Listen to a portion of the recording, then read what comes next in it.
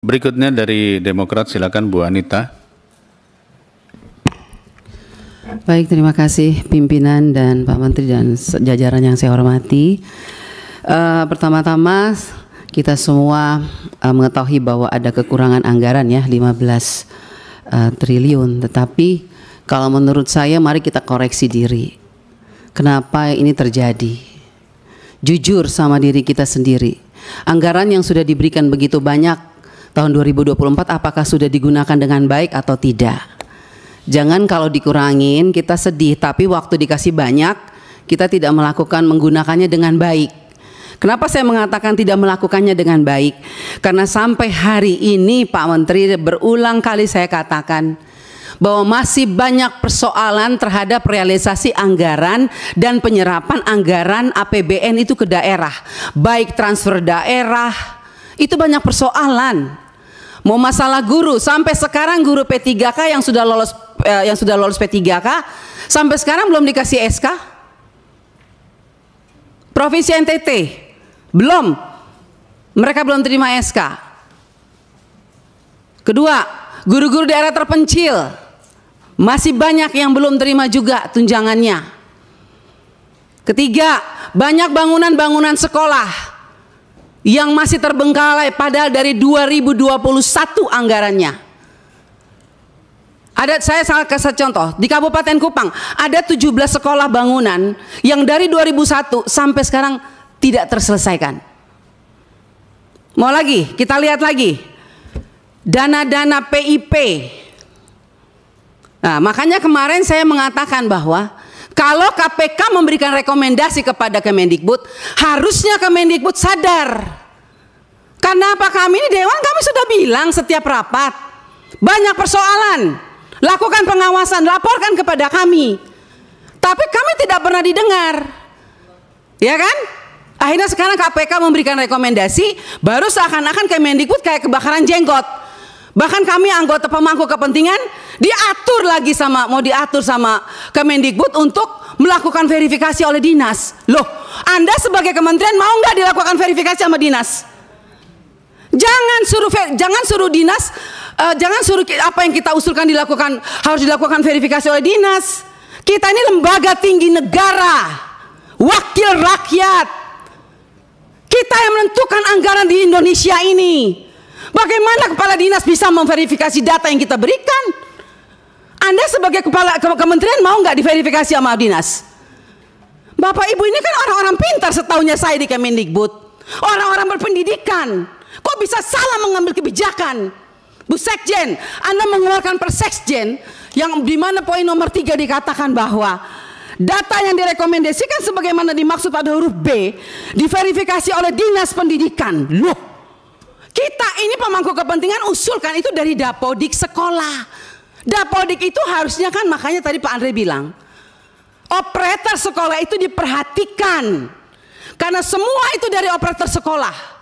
Kepala sekolah aja kadang-kadang tidak tahu apa yang terjadi dilakukan oleh operator sekolah. Dinas pendidikan juga nggak tahu. Nah, kementerian juga. Jadi kalau mau lakukan verifikasi, harusnya kementerian melakukan verifikasi terhadap dinas, dinas lakukan verifikasi terhadap kepala sekolah, hasil verifikasi itu baru diberikan kepada kami. Itu jangan dibolak-balik. Bahkan saya minta Bapak Ibu pimpinan, kita ambilkan rekomendasi kepada KPK, periksa APBN yang ada di Kemendikbud. Karena ini banyak persoalan, PIP, KIP, dana BOS, banyak hancur ini. Tolong Ibu, saya minta Pak Pimpinan, kita berikan rekomendasi kepada KPK, periksa dari 2021, 2022, 2023. Nggak usah tambah anggaran kalau memang banyak korupsi, uang negara habis, bukan untuk rakyat. Saya marah Pak Menteri untuk sekian kalinya. Karena memang ini kenyataannya di lapangan. Jangan dong kita dibikin seperti anak kecil. Kok apa yang diusulkan kita mesti diverifikasi oleh dinas pendidikan? Anda mau nggak sebagai menteri diverifikasi oleh Dikbud, oleh dinas? Jangan aneh-aneh lah. Kalian tuh dipilih oleh presiden, harusnya berikanlah yang terbaik untuk rakyat. Semoga pembicaraan saya ini dilihat oleh presiden yang baru. Semoga presiden yang baru memperhatikan kinerja kementerian sekarang ini, memperhatikan eselon-eselon 1 yang sudah ada ini. Tidak memberikan solusi kepada negara, hanya membuat persoalan di daerah. Yang tertinggal tetap tertinggal, yang guru menangis tetap menangis. Bicara plafon digital, mana keadilan untuk daerah 3T? Enak daerah-daerah yang sudah ada internetnya diberikan terus, tapi kita yang daerah 3T yang tidak ada internetnya dibiarkan begitu saja. Mana keadilan sosial bagi seluruh rakyat Indonesia, Pak Menteri? Saya sangat kecewa.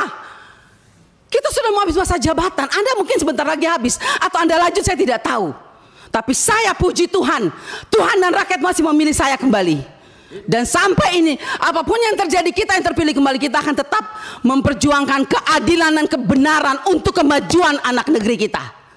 Bukan untuk kita anggota dewan, bukan. Jadi jangan aneh-aneh punya pikiran negatif terhadap wakil rakyat. Semua data-data yang kita pilih itu adanya di Dapodik sekolah. Perhatikan dong operator sekolah, perhatikan kepala sekolah, perhatikan dinas. Jangan hanya urus yang besar-besar triliunan, tapi begitu sampai di bawah tidak pernah diperhatikan. Omong kosong semua ini. Saya setuju KPK memberikan rekomendasi. Bila perlu kita berikan rekomendasi kepada KPK, periksa Kemendikbud. Biar kita lihat siapa yang bobrok, siapa yang mencintai negeri ini sebetulnya. Wakil rakyatkah atau mereka? Jangan begitu dong.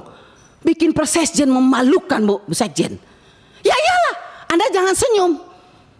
Anda membuat Persesjen tidak berpikir, masa kita diverifikasi oleh dinas? Mending kalau kepala dinasnya bersih. Kalau kepala dinasnya justru yang mencuri uang PIP, bagaimana Ibu?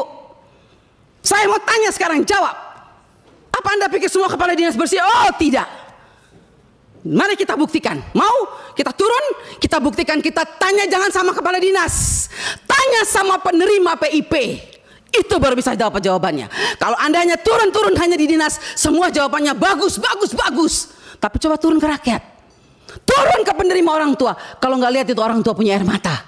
Omong kosong, nama ada, SK ada, uang nol sampai hari ini. Baik. Jadi kalau kita mau bicara soal anggaran, Pak, jangan ditambah. Tuhan juga tidak ingin semua uang negara ini hilang. Saya yakin dan percaya sampai ini anggaran turun, karena Tuhan itu lihat air mata orang miskin. Jadi kalau anggaran turun jangan marah. Mungkin inilah kehendak Tuhan supaya kita koreksi diri, stop dan bertobat. Kalau mau lihat bangsa ini baik dan lebih maju.